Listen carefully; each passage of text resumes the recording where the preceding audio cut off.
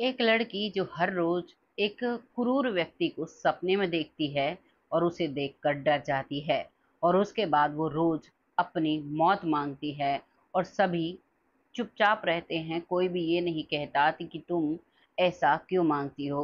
वो हर रोज अपनी दुआ में, अपनी पूजा में भगवान से बस यही कहा करती कि भगवान मुझे इस शरीर से छुटकारा दिला दो।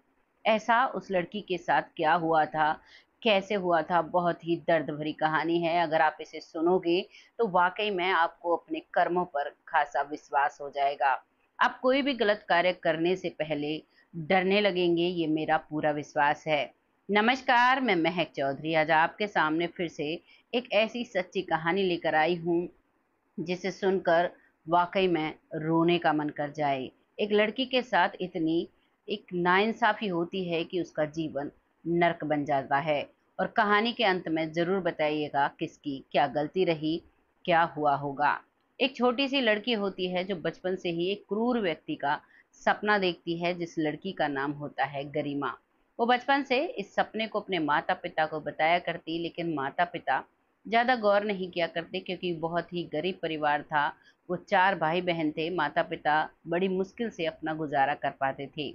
लड़की पढ़ती है, लिखती है, बड़ी होती है और अब लड़की की उम्र करीबन 27 साल हो जाती है। जो कोई भी उससे शादी करने के लिए आया करता, वो उससे धन-दौलत, जैसे दहेज कहते हैं, दहेज माँगा करता, जो दहेज देने के उसके माता-पिता के पास पैसे नहीं हुआ करते और इसी वजह से उसे वो छोड़कर चला जाया करता। किसी से भी उसकी शादी नहीं हो रही थी और काफ़ी वक़्त निकल चुका था, उसके बाकी भाई-बहनों की शादी हो गई थी, वो इकलौती लड़की बची हुई थी। वो लड़की अब जॉब करती है और जॉब जब करती है तो अपने काम में बहुत ही परफेक्ट और बहुत अच्छे से किया करती। तो उसके साथ ही एक लड़का काम करता है। वो लड़का बहुत ही प्यार से उस लड़की को देखता है। उस लड़के का नाम कैलाश होता है। वो लड़का जब उसके साथ रहता है तो वो बार बार बस यही कहा करता कि मुझे तुम्हारा साथ बहुत अच्छा लगता है और मैं तुमसे शादी करना चाहता हूँ। वो लड़की कहती है कि आप मेरे माता-पिता से बात कर लीजिए, अगर तुम्हें मैं इतनी ही अच्छी लगती हूँ, तो हम शादी कर लेंगे, क्योंकि उस लड़की को भी कोई भी लड़का नहीं मिल रहा था। अब जो कैलाश है वो अपने घर बात करता है और फिर लड़की के घर उसके माता-पिता रिश्ता माँगने के लिए आ जाते हैं। लड़की के माता-पिता भी खुश हो जाते हैं क्योंकि काफ़ी समय से वो कह रहे थे कि हमारी बेटी की जल्द से जल्द शादी हो जाए और इसी जल्दबाजी में अब उस लड़के का कुछ भी जाँच-पड़ताल वो नहीं करते हैं और उस लड़के से उस लड़की की शादी कर देते हैं। अब गरिमा और कैलाश बहुत खुश हैं ज़िंदगी में। लगभग 6 महीने निकलते हैं और अब गरिमा प्रेग्नेंट हो जाती है। 6 महीने की वो गर्भवती होती है और अब उसके पति की तबीयत दिन-ब-दिन खराब होने लगती है। जब उसके पति की तबीयत खराब होती है तो वो उसे जगह-जगह डॉक्टर के पास लेकर जाती है और जब उसका ब्लड टेस्ट कराया जाता है तो वो एचआईवी पॉजिटिव पाया जाता है।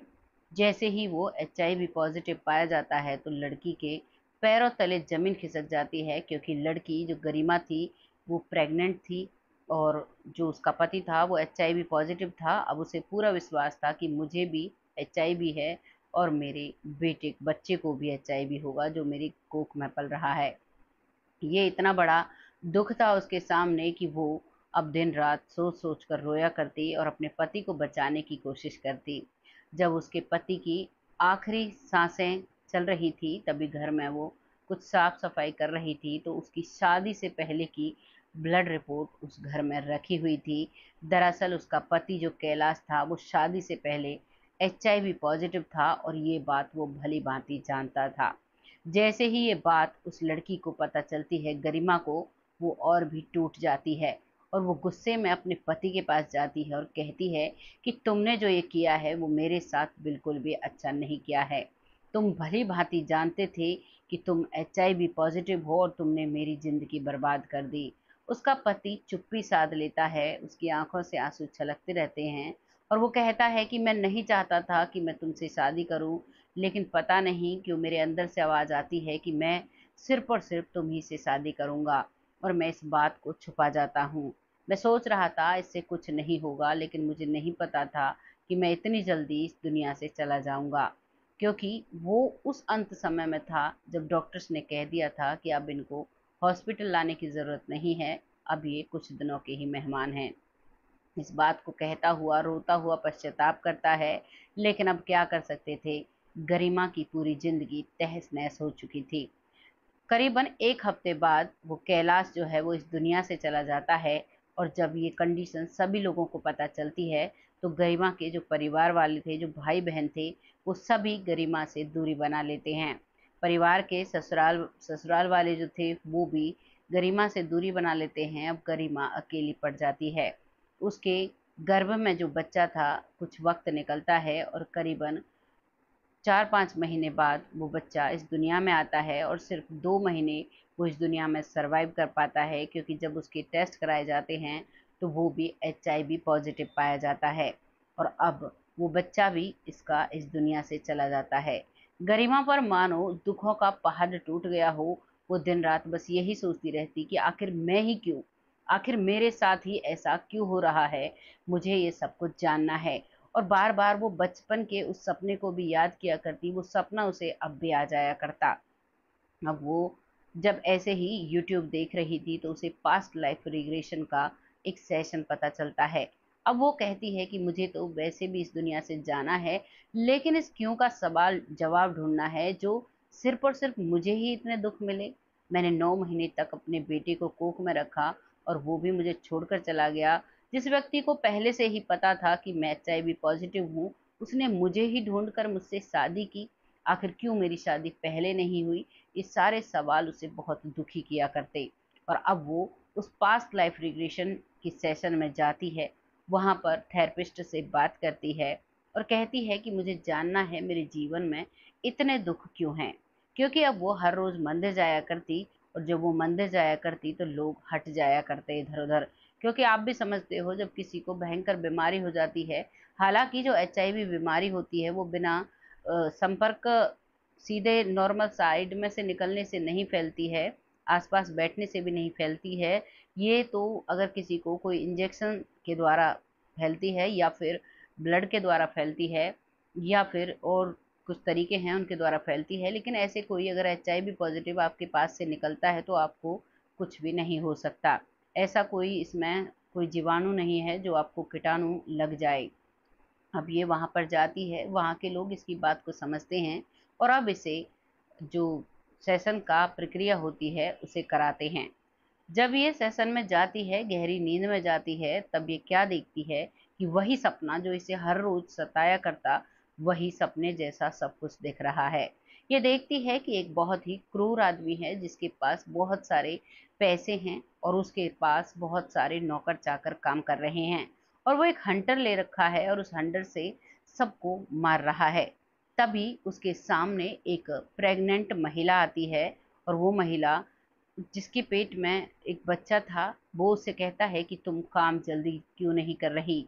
वो कहती है कि साहब मेरे पेट में बच्चा है, तो वो कहता है कि अब ये इस जो ये काम नहीं करने दे रहा, इस जड़ को ही मिटा देता हूँ। और वो व्यक्ति जो क्रूर व्यक्ति होता है, जो कि इस जन्म में गरिमा बनी हुई है, उसका पिछला जन्म उस क्रूर व्यक्ति का था, और वो जोरदार लात उसके पेट पर मारता है, और वो महिला वहीं पर गिर जाती है।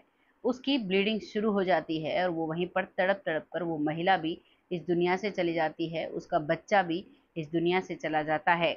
लेकिन जब उसका अंत समय था, तो वो उस क्रूर व्यक्ति को बददुआएँ दे रही थी और कह रही थी, एक दिन तू भी ये सब कुछ भोगेगा जो मैं भोग रही हूँ।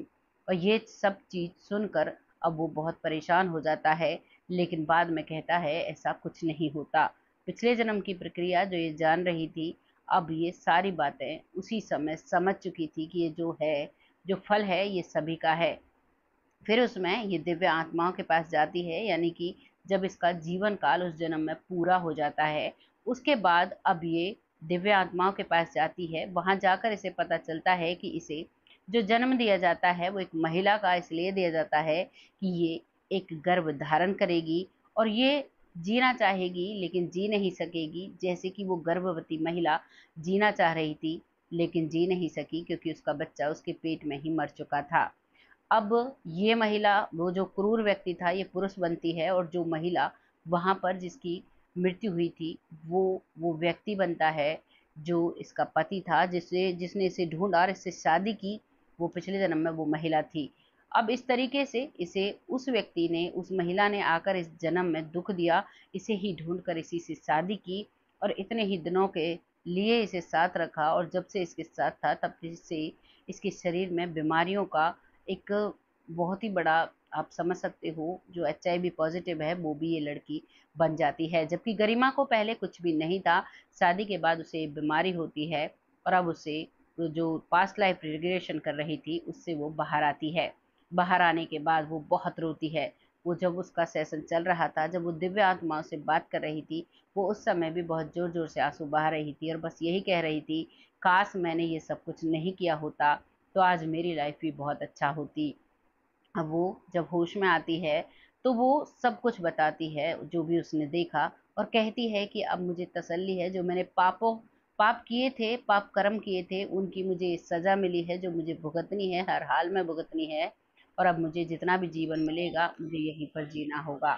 ये कहानी यहाँ समाप्त हो जाती है। आपको ये कहानी कैसी लगी कमेंट सेक्शन में जरूर बताइएगा, लोगों के साथ शेयर करिएगा। बहुत जल्द ऐसी ही